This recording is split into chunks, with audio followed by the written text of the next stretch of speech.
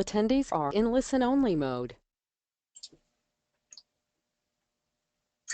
Welcome to our webinar presented by Beverly A. Williams titled Get the Job Done. Before I introduce today's presenter, I'd like to go over how the webinar will work.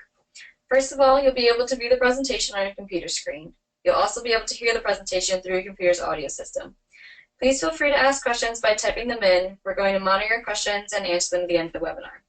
Any questions not answered in today's webinar will be addressed after the webinar is completed. So now I'd like to introduce today's topic and speaker. Beverly A. Williams is a multifaceted labor and employment attorney who describes herself as a cross between Judge Judy, Whoopi Goldberg, and Jean Chatzky. Beverly received her Master of Public Administration from the University of North Carolina at Chapel Hill and her Juris Doctorate from Rutgers School of Law, where she was the editor of the Rutgers Law Review. Beverly has lectured at the Johns Hopkins University, Rutgers University, and has conducted employment skills workshops and seminars for people of all ages. As Vice President of ADP's Corporate Employment Law Services Department, she is responsible for providing advice and counsel about employment law and labor matters.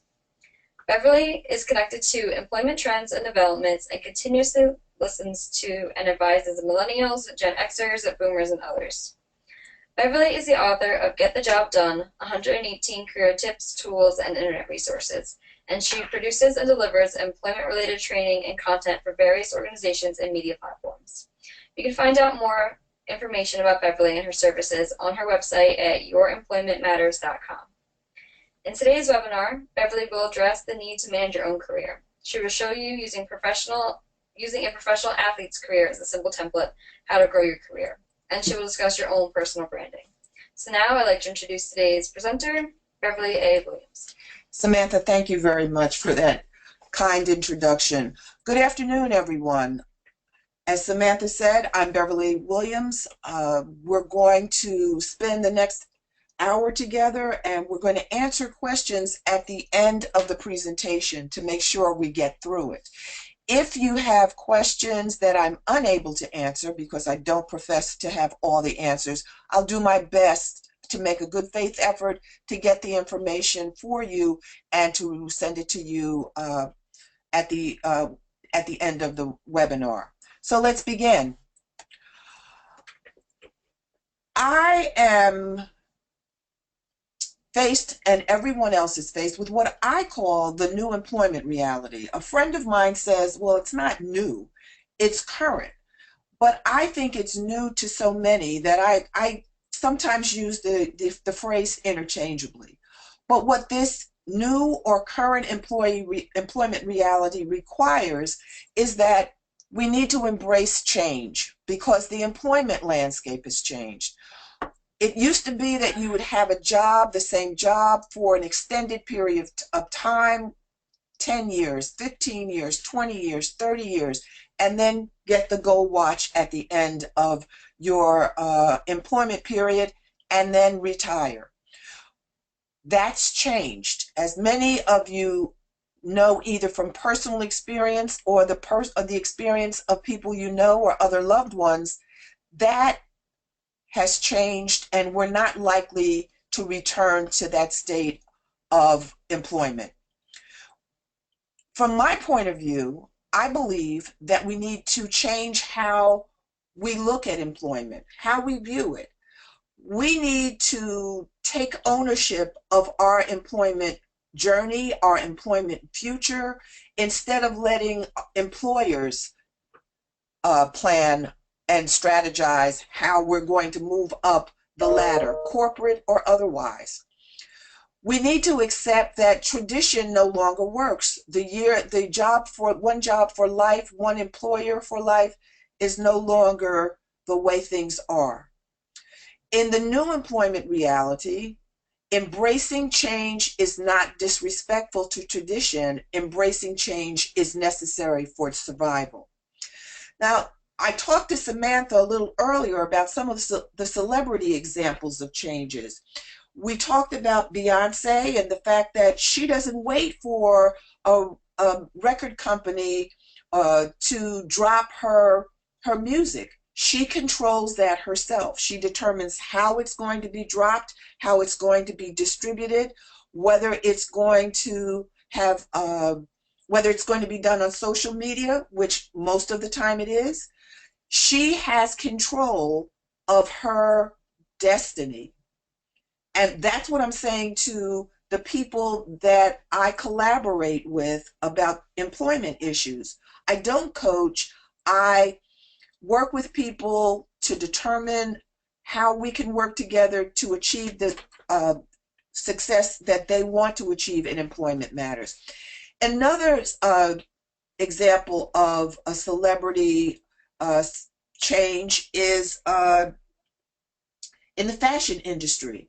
For example, if you pay attention, there are not as many high-level, top, what do they call them? Supermodels like Naomi Campbell. Now you're seeing more athletes and more actors, more movie stars in magazines, in print, in film ads, hawking products for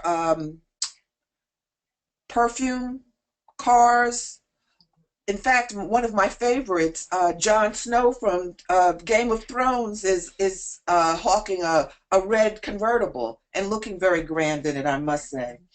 But these are all industry changes. So if you wanted to be a fashion model, if you were a fashion model, you may need to look around and find additional revenue streams because change has come. Now, when I talk to people about the changes in the employment landscape, I think of a fairy tale. Like once upon a time, employers considered employees families, and employees considered themselves family, and they trusted employers to act in their best interest. And as I said, people worked for the same company for years. They were highly regarded, and they had job security. But unfortunately, the fairy tale is over. Mutual loyalty and trust are gone. Employers no longer feel that family tie to most of their employees or many of their employees because of the economics of the situation. Global competition has resulted in a more impersonal view of employment and employees. Jobs have been eliminated or moved to other locations overseas or in less costly areas. Jobs in New Jersey, for example, may have been moved to southern locations like Augusta, Georgia, communities in South Carolina because it's cheaper to do business and they can maintain or grow their profit margins. Consequently, people have had to change how they look for a job and what to expect after they find one. Now, examples of the new employment reality, first and foremost, technology. The impact of technology on employment cannot be minimized. You look at the post office. The post office has more competition than ever before. They're not selling a lot of, well, they're still selling a lot of stamps, but they're not selling all the stamps that are sold at post offices. You can buy them at grocery stores, but most importantly, you can send an email as opposed to sending a snail mail with a stamp on it. Communications generally have changed. Not only are there emails, there are other means of communication through email, overnight mail, smartphones, social media. I'm amazed by the communications that take place on Facebook. People are exchanging information about loved ones, about life experiences, about what happened to them on any given day at any given event, and it's shared with their entire contact list on Facebook. Keep in mind, technological changes drive business changes, and technological changes drive the types of companies that are hiring, the kinds of jobs they're hiring for, and the number of people that they're hiring for those jobs. And that's important. That's very impersonal, but it's very significant that we be aware that while we want to find jobs, while we need to find jobs, while we may be looking for jobs, decisions about jobs in some regards are being driven by metrics that really have nothing to do with personal interactions. But don't put aside personal interactions. We'll talk about that more later. Now, navigating the new employment reality, I recommend the following. As I said before, I recommend that you reconsider how you handle your employment matters. You can't wait for the job to come to you. You have to go out and find a job. There are many ways to do that, but first and foremost, you have to be in the right frame of mind. There are no jobs to which you are entitled because you have a degree, because you're going to get a degree, because you've always been told that you're special. For any reason, there's no notion of entitlement. For those of you who are just graduating or about to graduate or recent graduates, you need to understand that there are perceptions of you, some positive, some negative. You need to identify any negative perceptions of you and your demographic, whether you're a millennial, whether you're a Gen Xer, whether you're a boomer.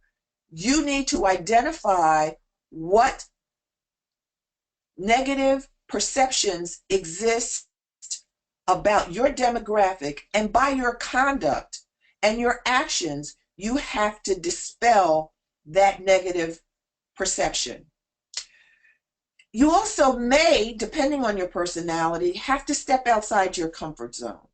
If you're not an outgoing, talkative, gregarious person, you may need to practice talking to strangers, talking to a friend as if that friend is a stranger, and becoming comfortable with explaining who you are, what your goals are in life, what you want to do, what you're good at, and how this person might be able to help you. Depending on your personality, that may be a huge step for some of you. It may also be a huge step for those of you that think you shouldn't have to say anything, that by your conduct, by how you look, how you dress, how you speak, that it should be clear to anyone who meets you that you're the right person for any job. That may sound presumptuous, but trust me, I've met people like that. And while that may have worked some years ago, because between me and you, for those of you who aren't aware, there used to be a time when you could get a job without even really wanting a job. You could have a job and someone would see you and you would have the look. You were dressed the way they wanted you to be dressed. You spoke articulately. You presented yourself in a fashion that made the person that you were interacting with say, you know, I'm looking to hire somebody for this kind of job, and you might be exactly that person. Would you consider coming in and talking to me about it? That doesn't happen as much now as it used to happen. So stepping outside your comfort zone, whatever that may be what you need to do to help you better navigate the new employment reality. I can't emphasize this enough. You have to manage your job search and your career more aggressively. You can't wait for your employer, whoever it is, to come to you and say, tap you on the shoulder and say, you know, your career has runway. You've got runway. You're going far in this company. You have to, in my estimation, decide where you want to end up career-wise in the next 5 years and plot a course of action, a strategy that will help you arrive at that goal.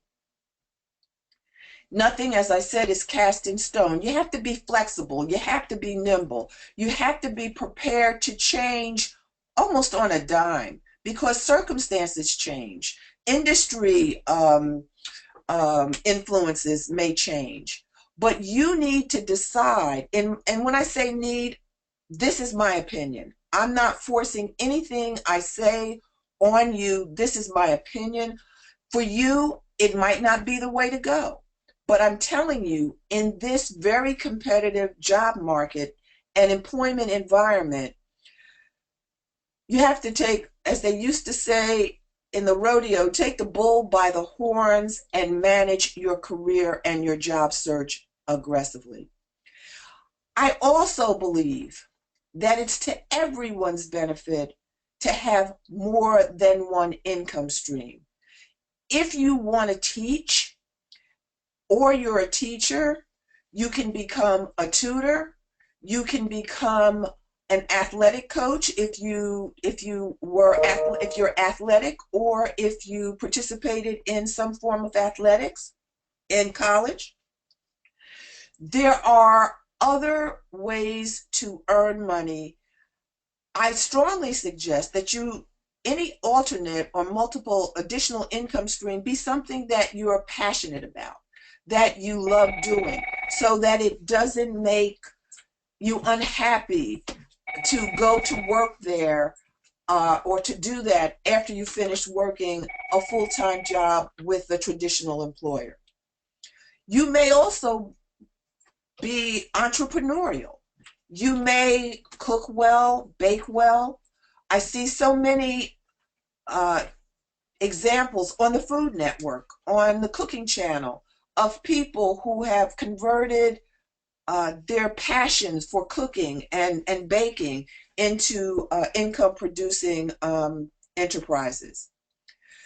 Most important, keep abreast of industry developments. Whatever industry you're in, whatever industry you hope to be in, find out what's going on in that industry, what's changing that industry, who are the industry leaders, what are they doing, how are they doing it? Do you see or feel a change?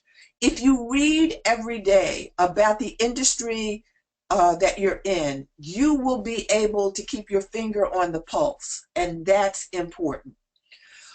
You also want to become better informed generally. It's easy to say, I don't have time, but we have smartphones, we have iPads, we have tablets, whatever it is, whatever device you rely upon. You need to know what's going on in the world, what's going on in the country, what's going on around you. You have to become better informed because our businesses, our country, we all have become more global. And it won't hurt you to acquire another language, the ability to speak another language.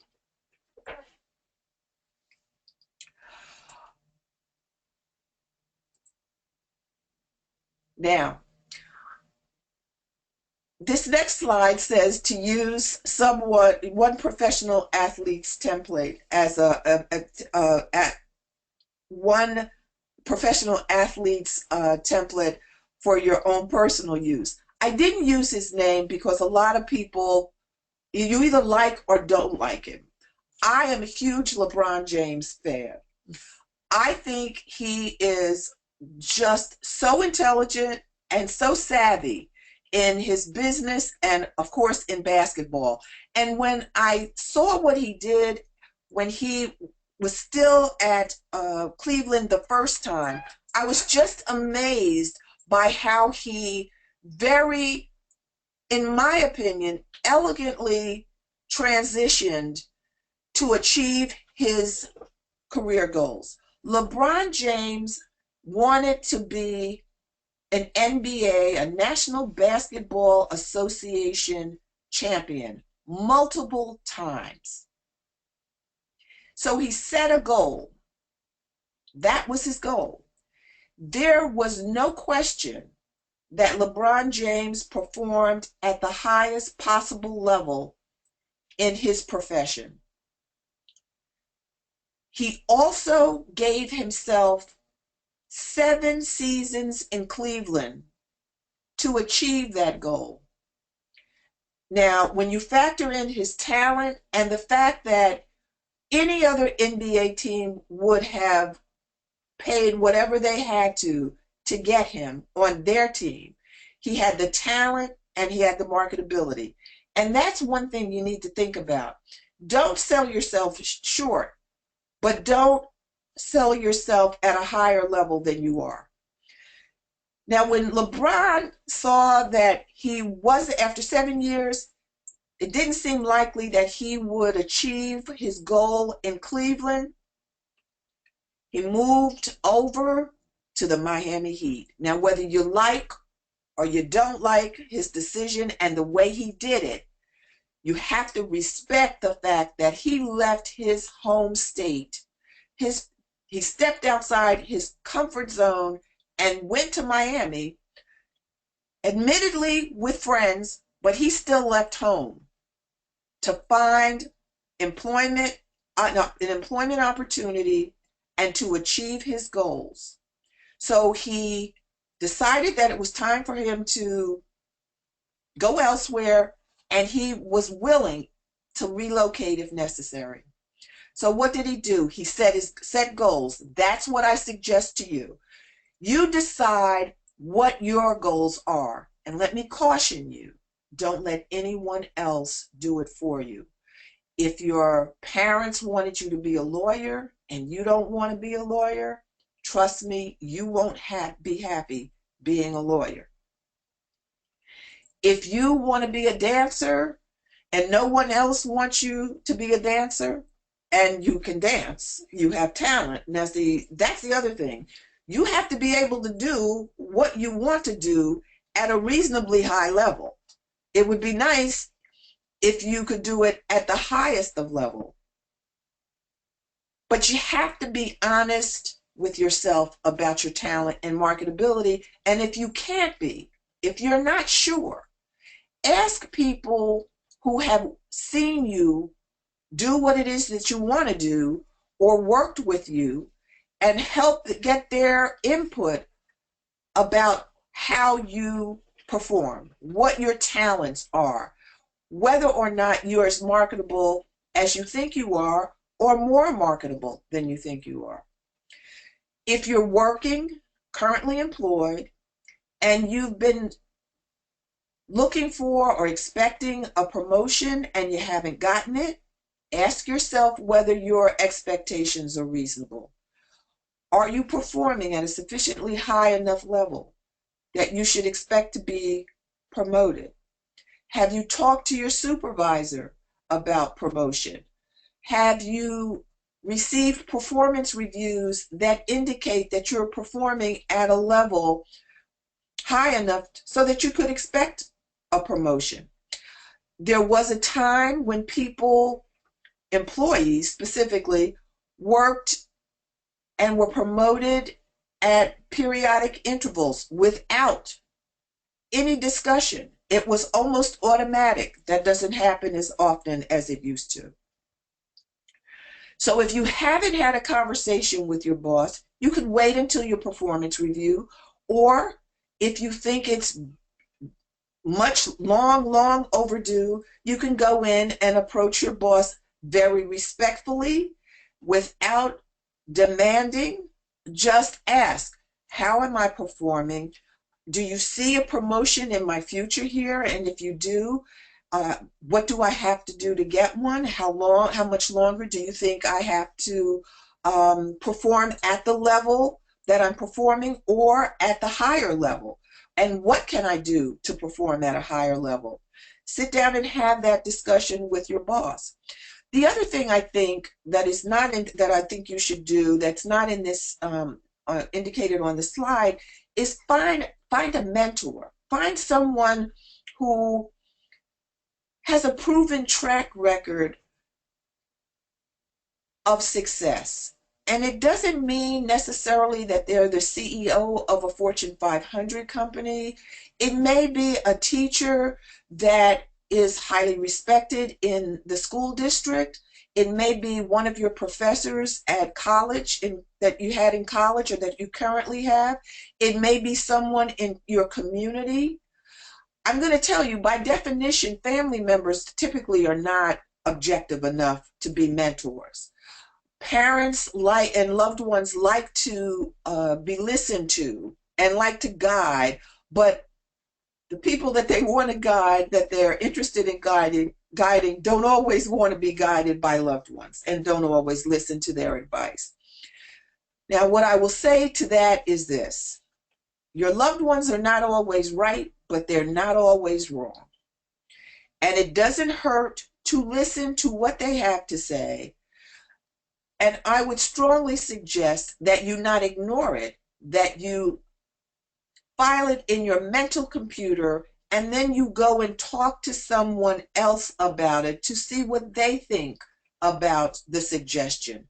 Just don't poo-poo it. You also, although it may pain your loved ones, if you find that you can't do what it is you want to do, you can't find a job that you want here at home or elsewhere, you may have to relocate. And you should be prepared for that. You should be prepared to do that. You should be prepared to embrace that as stepping outside of your comfort zone. It may be that you may also, once you decide that that's necessary, if you should do so, you may also need to prepare your loved ones for your departure or your decision, because they may not be happy. I did a presentation at one point to a group of parents in New Jersey, and pretty much the same thing about finding a new path employment-wise, and that may mean relocating. And this one parent said, well, my son will have a lot of school debt loans, a lot of student loans, and he's going to need to live at home, and we have a family business, so he's going to be living at home, and he's going to pay off his student loan, and that's what he's going to do. And that's where he's going to be for I don't know how long.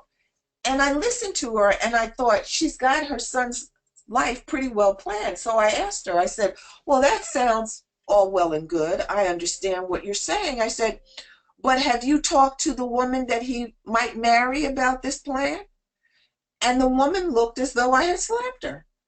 And the other parents in the class laughed. I mean, not out loud, but there were snickers, because you can't plan.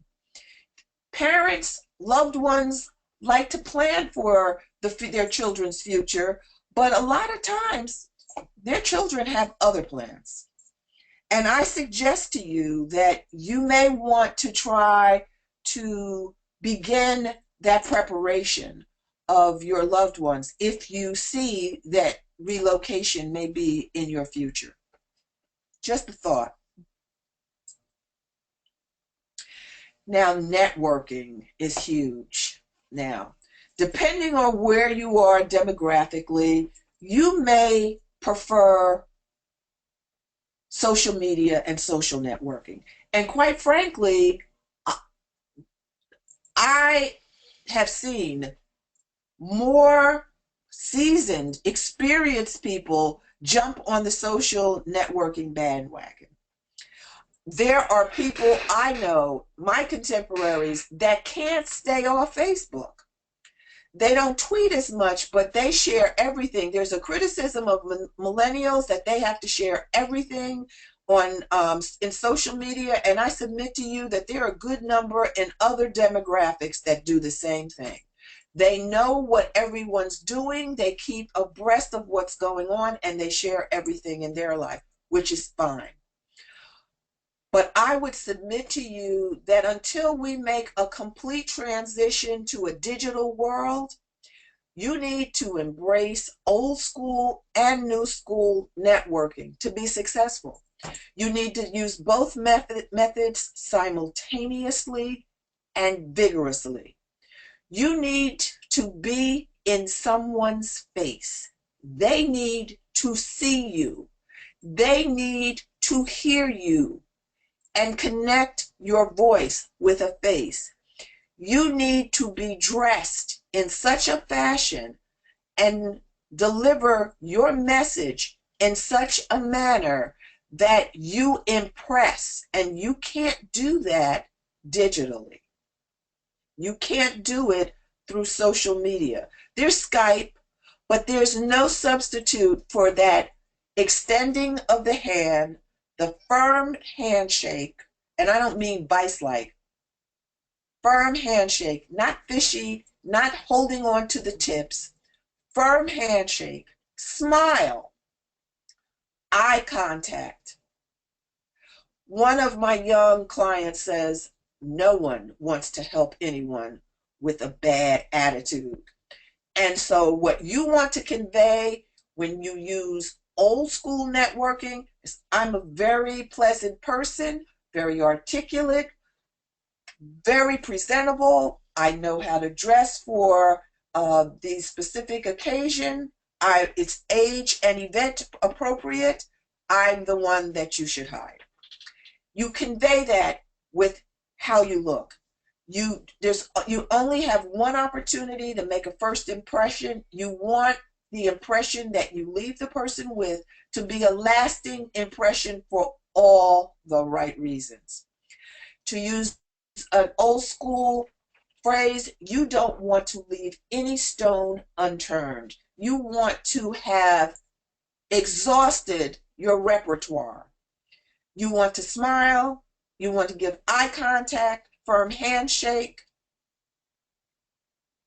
and appropriate dress. And you want to thank them. I can't even tell you how important social etiquette is. If it's an event that it could be a wedding, it could be a networking reception, any kind of event where food is served, you don't want to scarf down your food, male or female. You want to make sure that the napkin's in your lap. You don't want to belch. No bodily functions should be heard. It's not cute. If you think it doesn't matter, you would be mistaken. And it's not funny. Some people think it's funny. That tends to be younger people, but you find that some more seasoned individuals have some personal or medical challenges. It's important that those be addressed or kept under wraps as much as possible. As I said, first impressions, personal appearance, ability to communicate, I can't even stress how important that is, because so many hiring decisions are based on intangibles. So this last line on this networking page, the slide, what do celebrities and non-celebrities have in common? Everybody's concerned about their personal brand. You know, if you watch sports, football players, college basketball players, professional athletes, they're all concerned with their brand, their personal brand. Celebrities are concerned with their brands. Individuals. Another word for brand, reputation. What's your reputation? Personal brand, reputation. How do people describe you? Do they say that she's such a pleasant person? She's always so helpful. She's always so polite. What's your reputation in the community? How do they describe you?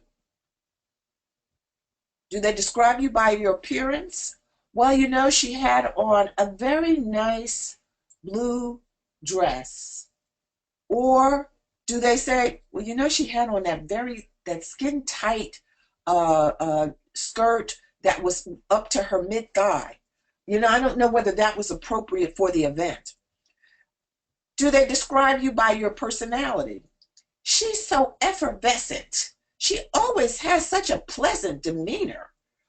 Do they describe you by how you communicate? Have they read emails from you in the course of doing business with you and think that you write very succinct, well worded, get to the point emails? All of those things compose your brand. You may not have thought of it, but you should give it some consideration, because people are going to be describing you when you ask them to be a reference. They're going to be describing you after you interview. They're going to describe you after you've networked and met them live or in social media. You're going to have to consider all of these attributes and more. Then you have to ask yourself, how do you want to be described? Now, there's some tension between a professional brand and a personal brand sometimes. I met someone recently, in fact, I was interviewed by her, and it was a hip hop related event because, like I said, I talk to all demographics. I have young friends, I have millennial friends, I have Gen X friends, I have boomer friends, I have some even in other, because I did a presentation to what they're calling now boomlets. That's the generation after millennials. I didn't know what they were called. They were middle schoolers. But the woman that interviewed me at this hip hop related event was not dressed as appropriately as I would have thought. There was a lot of skin showing. Let's leave it at that. And she asked me if I could help her prepare to negotiate her salary, her compensation better. So I said to her, as I was looking at her, because she had on heels. I'm a very tall person, and she had on 3-inch platform sequined pumps that made her as tall as I. So I was looking at her eyeball to eyeball, but she had an opening in the top, in her top, that where her cleavage was exposed. So it was very disconcerting. So I said to her, as I looked away, I said, well, you know, you really should research the people you're going to be working with to make sure that you have the talent and the skills that they're looking for, and that you're presenting the image that they're also looking for. And she looked at me and she said, oh, I know what you're talking about, but this is their image. This is hip hop. This is their image. I have a degree. I have a journalism degree, and I know what needs to be done. I'll be getting in touch with you. She got it. And I was so impressed, absolutely so impressed. So you need to think about whether there's going to be tension between your professional and your personal brand in terms of appearance, personality, and communication. They should not be in serious conflict, because you may find that it's difficult to move into another area if one aspect of your brand for one area is off-putting to the people who might be considering you for employment in another area. Now, you're branding yourself when you send an email. You know, some people tend to send snarky emails. That's not a good look. You don't want anyone to say, well, you know, they seem like a nice person, but they sent such a snarky email. You want to realize and give consideration to who you're sending the email to, what it's about, and how you can convey your message in the most effective way. And that will depend on whether it's a business email, whether it's a personal email, and to whom you're sending it. But whoever it's to, you should consider that it can show up. It's possible that it may show up where you don't intend it to show up. You send your friend an email that has a lot of inappropriate language for work. You happen to send it incorrectly to the wrong person, and all of a sudden, the image that you've created at work is compromised because they've gotten an email from you to a friend by mistake, and you have said some awful things that you would never have said at work. You have rebranded yourself. You may have done so to your detriment. When you post on social media, even if you have your privacy settings limited and set, don't post anything inappropriate that someone who may want to hire you can see. You don't know how it will happen. I was watching a program a few years ago. A young lady had been interviewed and had nailed the interview. And on the way from the interview, she started tweeting about how she nailed the interview and about how fantastic she had been and how gullible and stupid the interviewers were. She pulled the wool over their eyes. They thought she was this and she was really that. And she starts working like 2 weeks from whenever the interview was. By the time she got home, she had a new message. We've withdrawn our offer, because there were people from that place of business who were following her on Twitter and saw her communications. That's just dumb. I don't even know how else to put that. When you have a conversation with someone you're branding, whether it's a conversation online or in person, how you interact, how you communicate generally is branding. And again, how you dress. Now, of course, as I've said before, it should be an event appropriate appearance.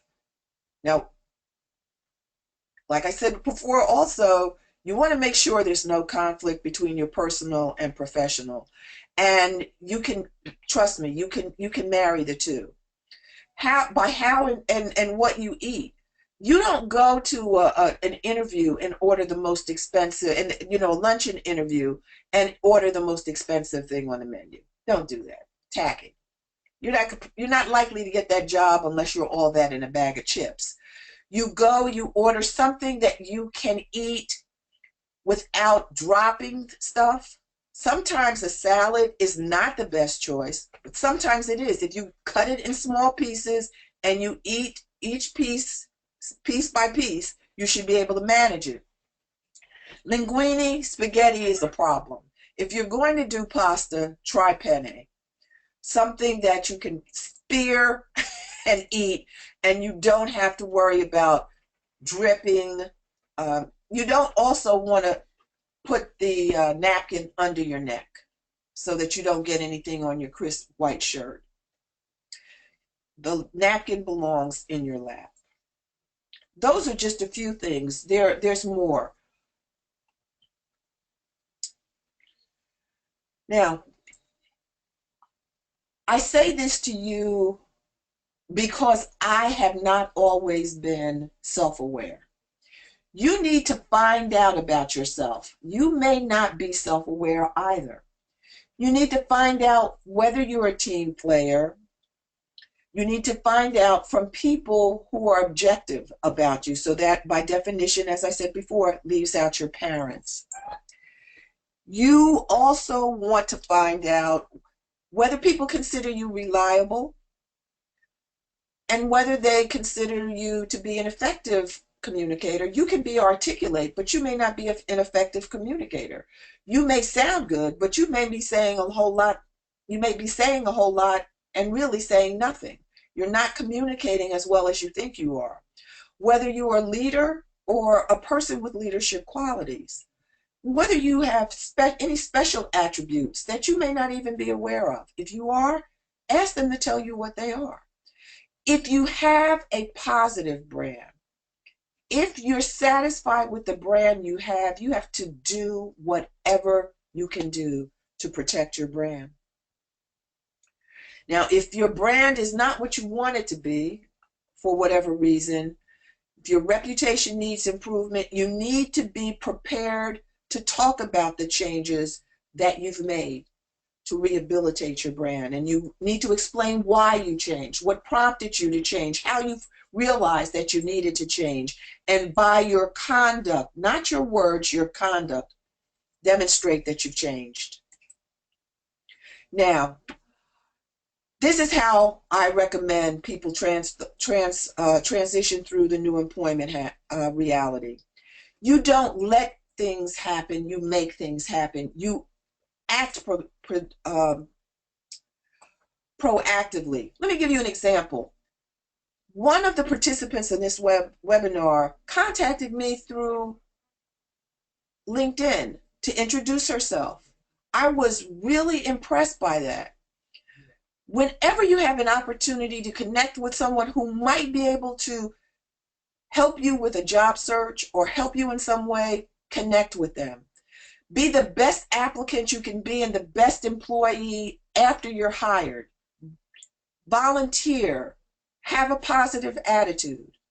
You want to be an engaged, active participant in your job search and your career development efforts after you find employment, because it's your journey. It's no one else's. It's not your parents. It's not your siblings. It's not your best friends. It's your journey. You have to own it. You need to do what you need to do to be successful, and it should be success as you define it. Don't let anyone define success for you, and don't give up or give in unless and until you give it your best. And if you've given it your best, then start again. You can't give up because your future depends on you. And in the new employment reality, you have to nail it. You have to network by using old school and new school methods aggressively and extensively. You have to ask questions. You have to improve your skill set, any talents, your personality, whatever it is that your knowledge base, you need to improve wherever and whenever possible. You need to learn as much as you can about everything you can. You need to invest in yourself. You need to invest your resources. That includes your time, your money, your energy. You need to manage your time. And please, by all means, leave time for those who are important to you. Thank you so much for your time and attention.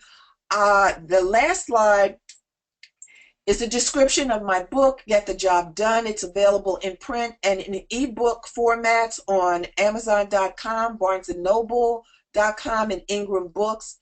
If you can't afford to buy the book, please go to www.youremploymentmatters.com, because there's a wealth of free information on my website that will help you on your job search and career journeys. I'm committed and passionate about this. I hope you can tell it in my voice. I appreciate your time and attention, and now we'll take questions. If anybody has any questions, you can type them in right now. And just to reiterate what Beverly just said, her website is a really good resource, and also this book is written so well and so easy to understand, and it really covers all the bases if you're interested in picking up a copy. So we're just going to wait and see if there's any questions. If not, we have like 10 minutes. So give it 10 let me tell you minutes. Something else. Sure. Samantha and I were talking. No, it was Sandra and I were talking. Sandra and I were talking about this. If you're employed, or when you become employed, and you will, please, as an attorney, as a labor and employment attorney, I am amazed by the people that come to us, the potential clients and people who become clients, who don't have records of their employment. They don't have performance reviews. They don't have their employment. They don't have a copy of their employment application. They don't have a copy of their offer letter that tells them what their beginning salary is. They don't have a copy of the record that tells them when they got a promotion or an increase in salary. All those documents are really important. You should have a record of your employment journey from beginning to end. Traditionally, that's been left to human resources, but as Sandra and I discussed this morning, every human resources department is not staffed with the best human resources talents. You have to assume responsibility for maintaining your own personnel file. Because as I always say, it's better to have and not need than to need and not have. If you need it and you don't have it, shame on you. If they don't have it, what are they going to say? Well, this is what we think it is. This is what it is. And you know that's wrong, then what they say may go. No one has any questions? Yeah, I have some questions. Okay. Okay. One person has an interview for a part-time job that could potentially be full-time. Do you have any tips or questions that she could ask regarding that? Or how, I guess, would she brand herself for that? I think that she should arrive early, at least a half hour early if her circumstances permit. If they have childcare or some other responsibilities that might make that difficult, try to make sure that you have a fallback situation that will take care of that for you. Because even if you can't arrive on time, early, you have to arrive on time. Even if you have a valid excuse, that's not a reason, a good enough reason for an employer to say, I don't really want that person. She's a nice person, but she can't get to work on time. And your good explanation is not the driver. It's the employer's needs. So you need to have a plan A, a plan B for your any responsibilities you may have outside the job, so that you can either get to the job on time or early, and stay late if you can. And don't take any time off if you can avoid it. You want to give them the best look at you. You also want to volunteer. Ask if there's anything else you can do. But you need to make sure they pay you. You don't work overtime. I don't know whether it's a salaried or a job or not. If it's a salaried position, you may not be entitled to overtime, but you should find out. Ask if there's overtime available. If you work in excess of your regularly scheduled hours, you should get paid for it. And if you don't get paid, if it's not a salary position, you may not want to work for those people because they're taking advantage of you. I think she's just going for the interview right now. So. Oh, you're going for the interview? Yeah. Tell them that you're available. If you are, don't say anything that you can't deliver on. Don't overpromise and underdeliver. That is fatal. Always. Don't overpromise and underdeliver. This is a resume question. I'm not sure if that's okay, but this one person is employed and is searching for new employment. She's been on many interviews and received many passes, and so she wants to know. Hold on, I'm going to find the rest of the question. How she should put her resume. What format should she do it? The CV format, or should it be the normal resume format of the past? It depends on the type of job she's looking for. There's no one size fits all. But what you want to make sure that you do, and so we're clear, in my experience, some people are wedded to their resumes the way they are. But you want to make sure that you use action verbs. You want to make sure that that you're crisp in what you say.